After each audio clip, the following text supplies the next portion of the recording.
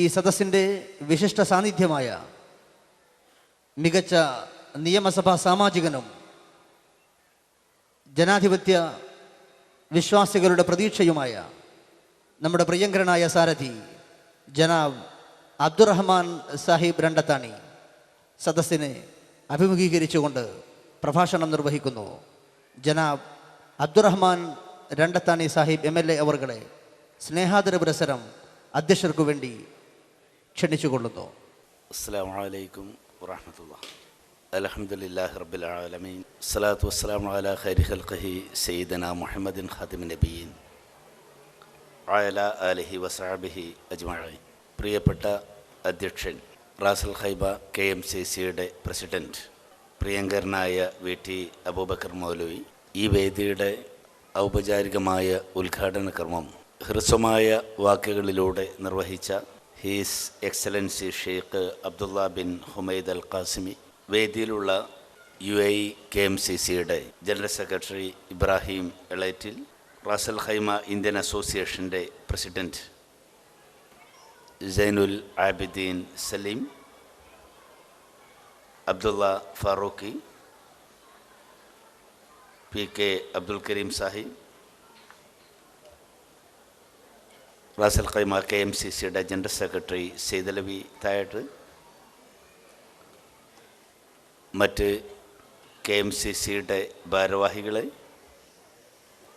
വേദിയിലുള്ള വിവിധ സംഘടനയുടെ പ്രതിനിധികളായി ഇവിടെ എത്തിയ ഭാരവാഹികളെ, നല്ലവരായ സഹോദരി സഹോദരന്മാരെ, ഏറെ സന്തോഷകരവും ആനന്ദകരവുമായ ഒരു ചടങ്ങിനാണ്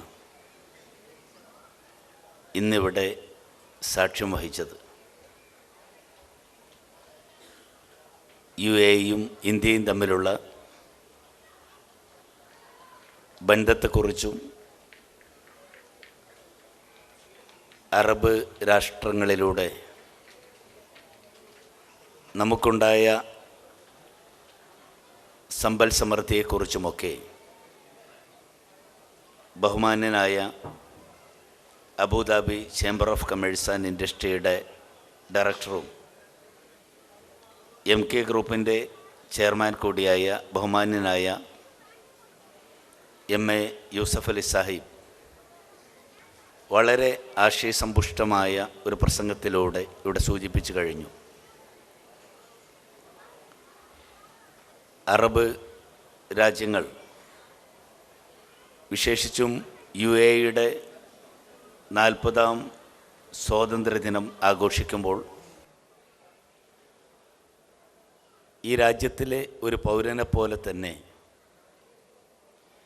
ഏറെ ഹൃദയം തുറന്ന സന്തോഷത്തോടു കൂടിയാണ് ഓരോ ഇന്ത്യക്കാരനും ഈ സ്വാതന്ത്ര്യ ദിന പരിപാടികളെ കാണുന്നത്. ഒരുപക്ഷെ ചരിത്രപരമായി ഒരേ കാലഘട്ടത്തിൽ ഒരുപോലെ മറ്റൊരു ജനതയുടെ ആധിപത്യം ഇന്ത്യയുടെയും ഈ അറബ് രാജ്യങ്ങളുടെയും മേലുണ്ടായിരുന്നു എന്ന സത്യം നിഷേധിക്കാൻ കഴിയില്ല. ഈ 4 പതിറ്റാണ്ട് കാലം നമ്മുടെ രാജ്യത്തിൻ്റെ ചരിത്രത്തിലും UAEയുടെ ചരിത്രത്തിൻ്റെ കാലഘട്ടത്തിലും ഏറെ കിതപ്പിൻ്റെയും കുതിപ്പിൻ്റെയും ചരിത്രമാണ്. അറബിക്കഥകളിൽ വായിച്ചറിയുന്നത് പോലെ ഈ മരുഭൂമിയെ ലോകം ശ്രദ്ധിക്കുന്ന ഒരിടമാക്കി മാറ്റുന്നതിൽ ഈ നാടിൻ്റെ ഭരണാധികാരികൾ വഹിച്ച പങ്കിനെ ഒരിക്കലും ചരിത്രത്തിന് വിസ്മരിക്കാൻ കഴിയില്ല. ഷെയ്ഖ്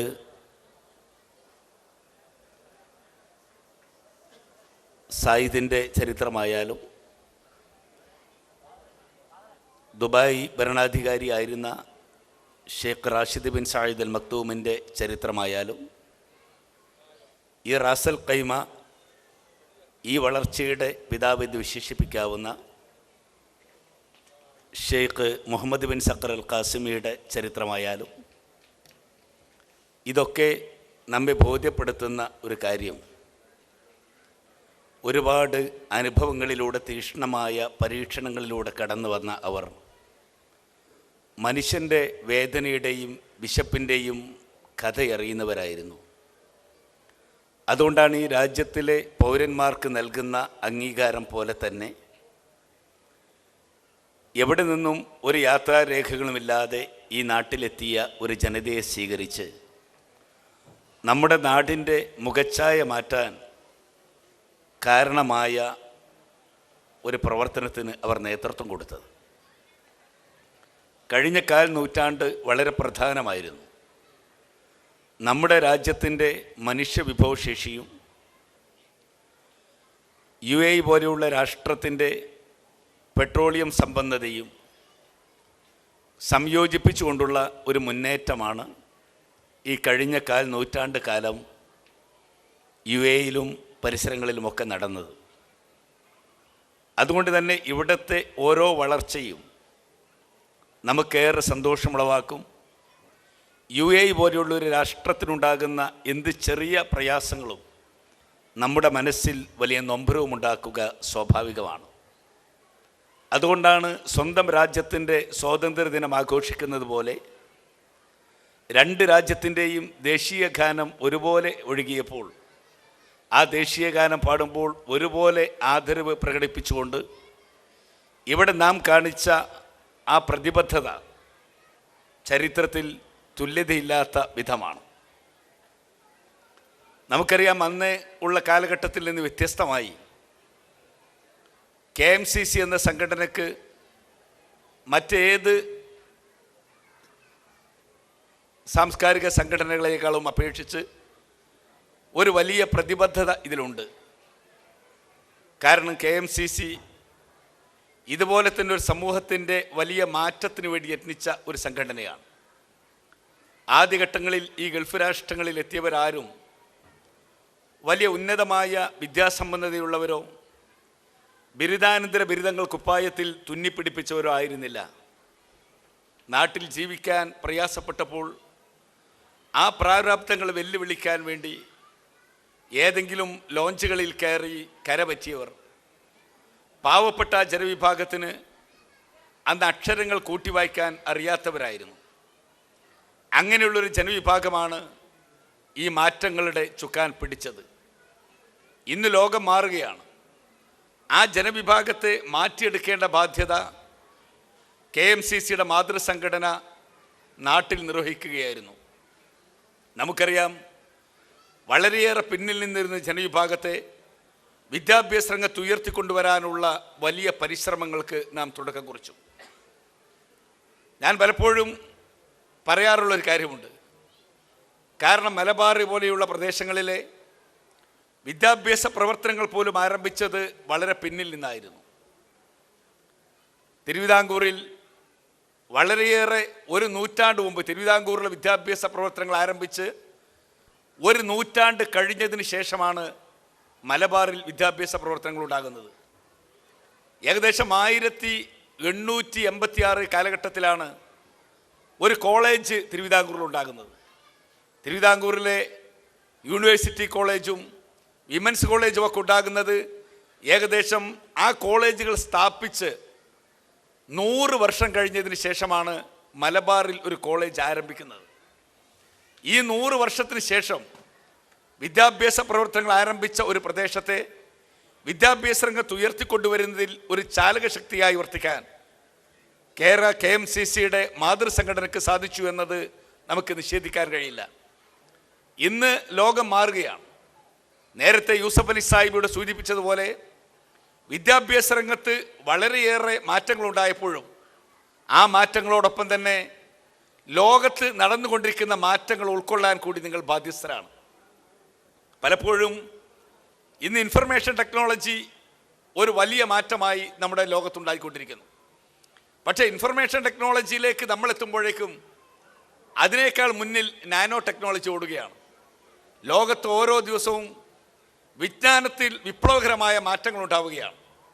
ഞാൻ പലപ്പോഴും നമ്മുടെ നാട്ടിൽ ഇൻഫർമേഷൻ ടെക്നോളജിയുടെ മാറ്റങ്ങൾ ഉണ്ടാകുന്നു എന്ന് പറയുമ്പോഴും പലപ്പോഴും പറയാറുള്ളൊരു കാര്യമുണ്ട്, നമ്മുടെ വൈജ്ഞാനിക രംഗത്ത് നാം എത്ര പിന്നിലാണെന്ന സത്യത്തെ നാം തിരിച്ചറിയണം. കാരണം വലിയ മാറ്റങ്ങൾ ലോകത്തുണ്ടാകുന്നു. അറബ് രാജ്യങ്ങളിൽ നമുക്കുണ്ടായ ഈ അനുകൂലമായ ഘടകങ്ങൾ വളരെ ഭംഗിയായി നമ്മുടെ രാജ്യത്ത് ഉപയോഗപ്പെടുത്താൻ നമുക്ക് സാധിച്ചു. ഇന്ന് നമ്മുടെ രാഷ്ട്രവും വളരെ മുന്നിലാണ്. നമുക്കറിയാം, ഇന്ത്യ രാജ്യം വിജ്ഞാന രംഗത്തുണ്ടാക്കാൻ പോകുന്ന മാറ്റങ്ങൾ വരാനിരിക്കുന്ന കാലഘട്ടത്തിൽ നമ്മുടെ എല്ലാ കലാലയങ്ങളിലും ഇ റീഡർ സംവിധാനം വരാൻ പോവുകയാണ്. ഇ റീഡർ സംവിധാനം ചെറിയതല്ല. ഓരോ വിദ്യാർത്ഥിയുടെയും അതത് ക്ലാസ്സുകളിലെ പാഠപുസ്തകങ്ങളിൽ വേണ്ട പാഠങ്ങൾ ഏതാണോ അത് സ്വന്തം കമ്പ്യൂട്ടറിൽ ഫീഡ് ചെയ്ത് ഓരോ കുട്ടിയും ഓരോ കമ്പ്യൂട്ടർ ഉപയോഗിക്കുന്ന ഉയരങ്ങളിലേക്ക് നമ്മുടെ രാജ്യം എത്തുകയാണ്. ലോകം ആ മാറ്റങ്ങളിലേക്ക് എത്തുമ്പോഴും അതിൻ്റെ തൊട്ടു മുമ്പിൽ നാനോ ടെക്നോളജി ഇരിക്കുന്നു. നാനോ ടെക്നോളജിയും ചെറിയ സാധ്യതയല്ല. ഇവിടെ എനിക്കിന്ന് ഈ പരിപാടിക്ക് എത്താൻ സാധിച്ചില്ലെങ്കിൽ ഇനിയുള്ള കാലഘട്ടത്തിൽ പ്രയാസമുണ്ടാകില്ല.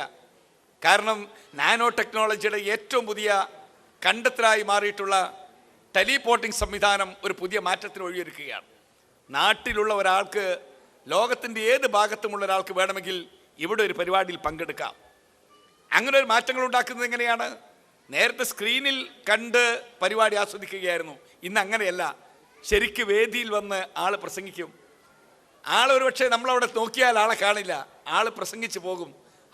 ഇന്ത്യയിലിരിക്കുന്ന അല്ലെങ്കിൽ ലോകത്തിൻ്റെ ഏതെങ്കിലും കോണിലിരിക്കുന്ന ഒരാളെ എവിടെയാണോ കൊണ്ടുവരേണ്ടത് ആ സ്ഥലത്തേക്ക് ഒന്നിച്ചങ്ങ് പാക്ക് ചെയ്യാൻ കഴിയുമെന്നാണ്. സത്യത്തിൽ ആൾ അവിടെ ഉണ്ടാകും. അതൊരു വലിയ മാറ്റമായി, അത്ഭുതമായി സാധാരണ കാണേണ്ടതില്ല. ഞാൻ പലപ്പോഴും പറയാറുണ്ട്, ഈ മാറ്റങ്ങളൊക്കെ കാണുമ്പോഴും നമ്മുടെ വിശ്വാസപരമായ ശക്തിക്ക് എപ്പോഴും കൂടുതൽ തിളക്കമുണ്ടാവുകയാണ്. കാരണം റസൂൽ കരീം മുഹമ്മദ് മുസ്തഫ സല്ലല്ലാഹു അലൈഹി വസല്ലമയുടെ മിഗ്റാജ് യാത്രയെക്കുറിച്ച് പറയാറുണ്ട്. അങ്ങനെ ഒരിടത്ത് നിൽക്കുന്ന ഒരാൾക്ക് മറ്റൊരിടത്തേക്ക് യാത്ര ചെയ്യാനാകുമോ? ഏറെ ചർച്ച ചെയ്യപ്പെട്ടൊരു വിഷയമാണ്. പക്ഷേ ഇന്ന് നാനോ ടെക്നോളജിയുടെ അനന്തമായ സാധ്യത അങ്ങോട്ട് നമ്മൾ കൊണ്ടുപോവുകയാണ്. ഇതൊക്കെ സാധ്യമാണ്. ലോകത്ത് ഈ മാറ്റങ്ങൾ ഉണ്ടാകുന്നു. നാം മനസ്സിലാക്കേണ്ടത് ഈ മാറ്റങ്ങളൊക്കെ ഉണ്ടാകുമ്പോൾ കൂടെ പോകാൻ നമുക്ക് സാധിക്കണം. നമ്മൾ വിദ്യാഭ്യാസ രംഗത്ത് വലിയ അത്ഭുതങ്ങൾ ഉണ്ടാക്കി എന്ന് പലരും അവകാശപ്പെടാറുണ്ട്. നമ്മൾ ഇനിയും ഒരുപാട് മുന്നോട്ട് പോകേണ്ടിയിരിക്കുന്നു. എനിക്ക് 2 അനുഭവങ്ങൾ ഞാൻ പറയട്ടെ. ഈ അടുത്ത കാലത്തുണ്ടായ 2 അനുഭവം. ഷിംലയിലെ ഒരു സോഷ്യോളജി ഇൻസ്റ്റിറ്റ്യൂട്ട് ഉണ്ട്. ഷിംല സോഷ്യോളജി ഇൻസ്റ്റിറ്റ്യൂട്ട് ലോകത്തിലെ ഏറ്റവും വലിയ സോഷ്യോളജി ഇൻസ്റ്റിറ്റ്യൂട്ടുകളിലൊന്നാണ്. ഒരുപാട് ലോക പ്രശസ്തർ പഠിച്ചിറങ്ങിയിട്ടുണ്ട്. നിങ്ങൾക്കറിയാം, ആ സോഷ്യോളജി ഇൻസ്റ്റിറ്റ്യൂട്ട് നേരത്തെ ബ്രിട്ടീഷുകാരുടെ ഇന്ത്യ ഭരിച്ചിരുന്ന കാലഘട്ടത്തിൽ ഷിംലയുടെ രാഷ്ട്രപതി ഭവനായിരുന്നു. ഡൽഹിയിലും ഷിംലയിലും 2 തലസ്ഥാനമുണ്ടായിരുന്ന കാലം അവിടുത്തെ രാഷ്ട്രപതി ഭവൻ. ആ രാഷ്ട്രപതി ഭവൻ രാജ്യ സ്വാതന്ത്ര്യം കിട്ടിയപ്പോൾ ഡോക്ടർ രാധാകൃഷ്ണൻ അതിനി രാഷ്ട്രപതി ഭവനായി മാറേണ്ട, രാഷ്ട്രപതി ഭവൻ ഒന്ന് മതി, അതൊരു സോഷ്യോളജി ഇൻസ്റ്റിറ്റ്യൂട്ടായി മാറട്ടെ എന്ന് പറഞ്ഞു. ഷിംലയിൽ ഏറ്റവും മനോഹരമായ കുന്നിന് മുകളിൽ നിൽക്കുന്ന ആ ഇൻസ്റ്റിറ്റ്യൂട്ട് ഒന്ന് കാണാൻ വേണ്ടി പോയി. ഞങ്ങൾ നിയമസഭാ കമ്മിറ്റിയിലൊരു അംഗമെന്ന നിലയിൽ അവിടെ പഠിക്കുന്ന കുട്ടികളെ കണ്ടപ്പോൾ അസൂയ തോന്നി. കാരണം നല്ല മനോഹരമായി വസ്ത്രധാരണം ചെയ്ത് ഏറ്റവും മനോഹരമായ ഒരു സ്ഥലത്ത് പഠിക്കുന്ന ഈ ഭാഗ്യവാന്മാരിൽ എത്ര മലയാളികളുണ്ട് എന്നറിയാൻ താല്പര്യപൂർവ്വം ഞാൻ പ്രിൻസിപ്പാളിനോട് പറഞ്ഞു, എനിക്കിവിടുത്തെ കേരളക്കാരായ സ്റ്റുഡൻസിനെ ഒന്ന് കണ്ടാൽ നന്നായിരുന്നു, അവരെ ഒന്ന് വിളിക്കാമോ? എന്നോട് അവിടുത്തെ പ്രിൻസിപ്പാൾ പറഞ്ഞത്, സോറി സർ, കേരളക്കാരും ഇവിടെ പഠിക്കുന്നില്ല. ഞാൻ ചോദിച്ചു, കേരളക്കാരും ഇവിടെ പഠിക്കുന്നില്ല എന്നാണ്. അദ്ദേഹം പറഞ്ഞു, ഒരു കുട്ടിയാണ് ഇതുവരെ അവിടെ റിസർച്ചിനെത്തിയത്. നാം മനസ്സിലാക്കേണ്ടത്, നമ്മൾ ലോകം മുഴുവൻ കീഴടക്കിയെന്നാണ് പറയുന്നത്. നമ്മുടെ രാജ്യത്തിലെ ഏറ്റവും പ്രശസ്തമായ സോഷ്യോളജി ഇൻസ്റ്റിറ്റ്യൂട്ടിൻ്റെ കവാടം കടക്കാൻ നമുക്ക് സാധിച്ചിട്ടില്ല. അത് കഴിഞ്ഞ് അടുത്ത കാലത്ത് ഇന്ത്യൻ ബിസിനസ് സ്കൂളുണ്ട് ഹൈദരാബാദിൽ. MLA-മാരുടെ ഒരു ട്രെയിനിങ്ങിന് വേണ്ടി ഞങ്ങൾ പോയിരുന്നു. ആ ട്രെയിനിങ്ങിന് വേണ്ടി പോയപ്പോൾ അവിടെയും എനിക്ക് അനുഭവം ഉണ്ടായി. കാരണം നല്ല അന്താരാഷ്ട്ര നിലവാരമുള്ള ഇൻസ്റ്റിറ്റ്യൂട്ടിൽ പഠിച്ചുകൊണ്ടിരിക്കുന്ന കുട്ടികൾ നല്ല പോലീസ് സെക്യൂരിറ്റിയോടുകൂടി ലോകപ്രശസ്തമായ ഇൻസ്റ്റിറ്റ്യൂട്ടിൽ 5 സ്റ്റാർ ഫെസിലിറ്റീസാണ് ഹോസ്റ്റലൊക്കെ. 5 സ്റ്റാർ ഹോട്ടലുകളാണ് ആ ഹോസ്റ്റലുകൾ കൺട്രോൾ ചെയ്യുന്നത്. അവിടെയും ഇതുപോലെ എനിക്ക് അനുഭവം ഉണ്ടായി. മലയാളി കുട്ടികൾ എത്ര പേർ പഠിക്കുന്നു എന്ന് ചോദിച്ചപ്പോൾ എനിക്ക് കിട്ടിയ മറുപടി, ആരും പഠിക്കുന്നില്ല എന്നാണ്. ഞാനിത് പറയുന്നത് നമ്മൾ ഇനിയും ഒരുപാട് ഉയരങ്ങൾ കീഴടക്കണം എന്നാണ്. നിങ്ങളിവിടെയുള്ള ഗൾഫുകാർ നിങ്ങൾക്കറിയാം, എല്ലാവരും ഇവിടെ ജോലി ചെയ്യുമ്പോഴും എൻ്റെ മക്കളൊക്കെ നല്ല വിദ്യാഭ്യാസം നേടണം എന്നാഗ്രഹിക്കുന്നവരാണ്.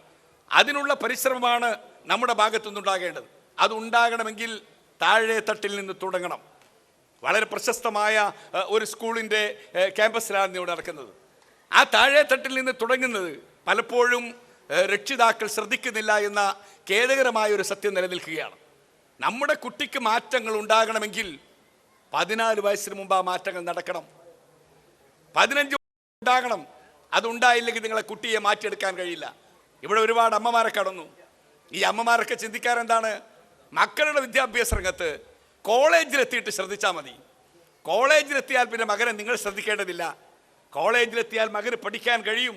നിങ്ങൾക്കതിൻ്റെ ആവശ്യമില്ല. നിങ്ങളുടെ ഒരു ഗൈഡിൻ്റെ പോലും ആവശ്യമില്ല. പുസ്തകം എടുത്ത് പഠിക്കാം. പക്ഷേ സ്കൂളിൽ പഠിക്കുന്ന വിദ്യാർത്ഥി അങ്ങനെയല്ല.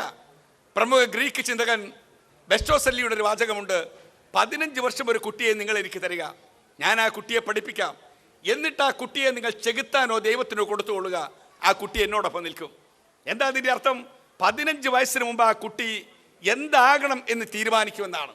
ലോകത്തുള്ള എല്ലാവരും ചിന്തകന്മാരൊക്കെ അവിടെയാണ്. ആംനെസ്റ്റി വിൽമാൻ ലോകപ്രശസ്തമായ വിദ്യാഭ്യാസ ചിന്തകനാണ്. അദ്ദേഹത്തിന് ഒരു പുസ്തകമുണ്ട്, 5 Faces of Genius, ഒരു പ്രതിഭയുടെ 5 മുഖങ്ങൾ. ആ പുസ്തകത്തിൽ അദ്ദേഹം പറയുന്നത് ഇതേ വാചകങ്ങളാണ്. എന്താ പറയുന്നത്? ഒരു കുട്ടിയുടെ പ്രതിഭാശേഷിയുടെ 47% 14 വയസ്സിന് മുമ്പ് തീരും. 14 വയസ്സിന് മുമ്പ് ഒരു കുട്ടിയുടെ പ്രതിഭാശേഷി അവസാനിക്കും.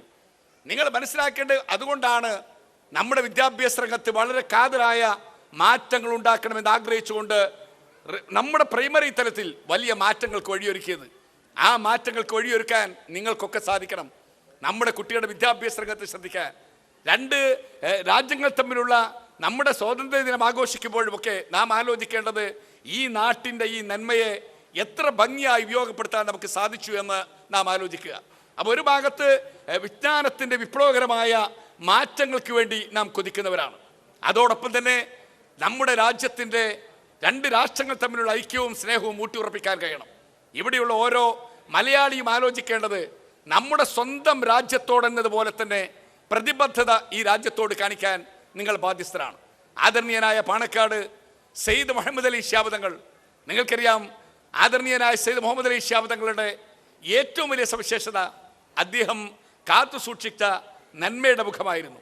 ആ നന്മയുടെ മുഖം എപ്പോഴും അദ്ദേഹം പറയാറുണ്ട്. വിദേശ രാജ്യങ്ങളിലുള്ള മലയാളികളോട് എപ്പോഴും പറയുന്നൊരു വാചകം: നിങ്ങൾ സ്വന്തം രാജ്യത്തോട് കാണിക്കുന്ന അതേ പ്രതിബദ്ധത നിങ്ങൾ ഈ രാജ്യത്തോട് കാണിക്കണം. ഇവിടെ നിങ്ങൾ കാണിക്കുന്നത് പോലെ തൊഴിലെടുക്കാനും ജോലി ചെയ്യാനും കൃത്യനിഷ്ഠത സ്വന്തം നാട്ടിൽ കാണിച്ചിരുന്നുവെങ്കിൽ നമുക്ക് മാറ്റങ്ങൾ ഉണ്ടാക്കാൻ സാധിക്കുമായിരുന്നു. ഇന്ന് നമ്മുടെ രാജ്യവും ഒരുപാട് മാറുകയാണ്. ഇന്ത്യ മാറ്റത്തിന് വേണ്ടി കൊതിക്കുകയാണ്. അങ്ങനെയുള്ള 2 രാജ്യങ്ങൾ, ലോകത്തിലെ ഏറ്റവും വലിയ വളർച്ച ഉണ്ടാക്കുന്ന രാഷ്ട്രങ്ങളിൽ നിന്നായി ഇന്ത്യ മാറുമ്പോൾ ആ ഇന്ത്യയോടൊപ്പം നിൽക്കാൻ സഹോദര രാഷ്ട്രങ്ങളായി നിൽക്കേണ്ടതാണ് ഇതുപോലുള്ള അറബ് രാജ്യങ്ങളൊക്കെ. അപ്പോൾ ഈ അറബ് രാജ്യങ്ങളെ ആ സ്നേഹത്തോടു കൂടി സഹോദര്യത്തോടു കൂടി മുന്നോട്ട് കൊണ്ടുപോകാൻ കഴിയുന്ന സാഹചര്യങ്ങൾ നമുക്ക് സൃഷ്ടിക്കണം.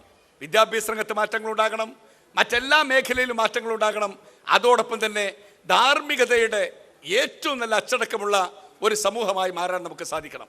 ഇവിടെയുള്ള ആളുകളോടൊക്കെ എനിക്ക് വളരെ വിനയപൂർവ്വം പറയാനുള്ളത്, ധാർമ്മികമായി അച്ചടക്കമുള്ള ഒരു സമൂഹത്തെ സൃഷ്ടിക്കാനുള്ള ഒരു വലിയ ഉത്തരവാദിത്തം കൂടി നിങ്ങൾ ഏറ്റെടുക്കണം.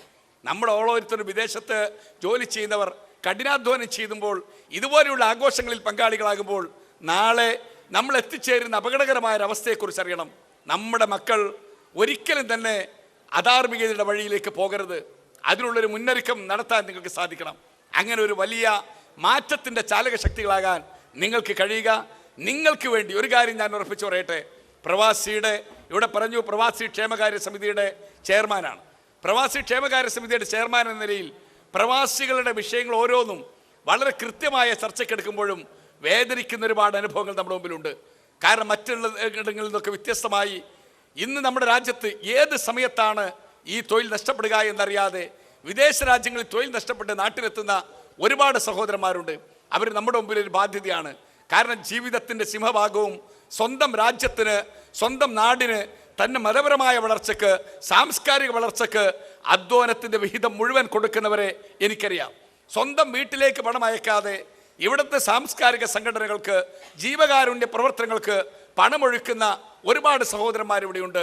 ഈ സഹോദരന്മാരൊക്കെ തിരിച്ചെത്തുന്ന ഘട്ടത്തിൽ അവരെ പുനരധിവസിപ്പിക്കുക എന്നത് നമ്മുടെ മുമ്പിലുള്ള ഏറ്റവും കാതലായ ഒരു വിഷയമാണ്. അതുകൊണ്ട് ഒരു കാര്യം ഉറപ്പാണ്, വരാനിരിക്കുന്ന കാലഘട്ടം കേരളത്തിലെ പ്രവാസികളുമായി ബന്ധപ്പെട്ട വിഷയത്തിൽ എന്തൊക്കെ ചെയ്യാനാകും എന്നുള്ള രീതിയിലുള്ള ഒരു വലിയ പ്രവർത്തനം നടത്താൻ തീർച്ചയായും ഞങ്ങൾ മുൻകൈയെടുക്കും എന്നുള്ള കാര്യത്തിൽ നിങ്ങളെ അറിയിക്കുകയാണ്. പ്രവാസി ക്ഷേമകാര്യ സമിതിയുടെ ഏറ്റവും വലിയൊരു മുൻതൂക്കം എന്നുള്ള നിലയിൽ ഇതുപോലുള്ള രാജ്യങ്ങളിൽ പ്രവർത്തിക്കുന്ന ജനങ്ങളെ ബാധിക്കുന്ന വിഷയങ്ങളിൽ ഇന്ത്യ ഗവൺമെൻറ്റിന് എന്തുയർന്ന് പ്രവർത്തിക്കാൻ സാധിക്കും അതിൻ്റെ അങ്ങേയറ്റം വരെ നിങ്ങൾക്ക് ആനുകൂല്യങ്ങൾ എത്തിച്ചു തരാൻ മുന്നിൽ നിന്ന് പ്രവർത്തിക്കാൻ പ്രവാസി കാര്യ വകുപ്പും അതോടൊപ്പം തന്നെ പ്രവാസി ക്ഷേമ സമിതിയും മുന്നിലുണ്ടാകും എന്നുകൂടി നിങ്ങൾ അറിയിച്ചുകൊണ്ട് ഏറ്റവും സന്തോഷകരമായ ഈ ചടങ്ങിൽ ഏകദേശം ഇവിടുത്തെ രണ്ട് രാജ്യങ്ങൾ തമ്മിലുള്ള 40ാം വാർഷികം ആഘോഷിക്കുന്ന ഈ ചടങ്ങ് സ്വന്തം നാട്ടിൻ്റെ സ്വാതന്ത്ര്യ ദിനത്തേക്കാൾ പ്രൗഢമായി താൻ ജോലി ചെയ്യുന്ന തങ്ങളെ സംരക്ഷിക്കുന്ന രാജ്യത്തോടുള്ള പ്രതിബദ്ധത തെളിയിക്കാൻ മുന്നോട്ട് വന്ന ഇവിടുത്തെ മുഴുവൻ മലയാളി സുഹൃത്തുക്കളെയും മുക്തകണ്ഠം അഭിനന്ദിച്ചുകൊണ്ട് ഈ കൂട്ടായ്മ നമ്മുടെ മുന്നോട്ടുള്ള പ്രയാണത്തിനൊരു മുതൽക്കൂട്ടായി ഭവിക്കട്ടെ എന്ന് ആത്മാർത്ഥമായി പ്രാർത്ഥിച്ചുകൊണ്ട് എല്ലാവിധ ഭാവുകങ്ങളും നേരുന്നു. ഞാൻ അവസാനിപ്പിക്കുന്നു. ജയ് ഹിന്ദ്.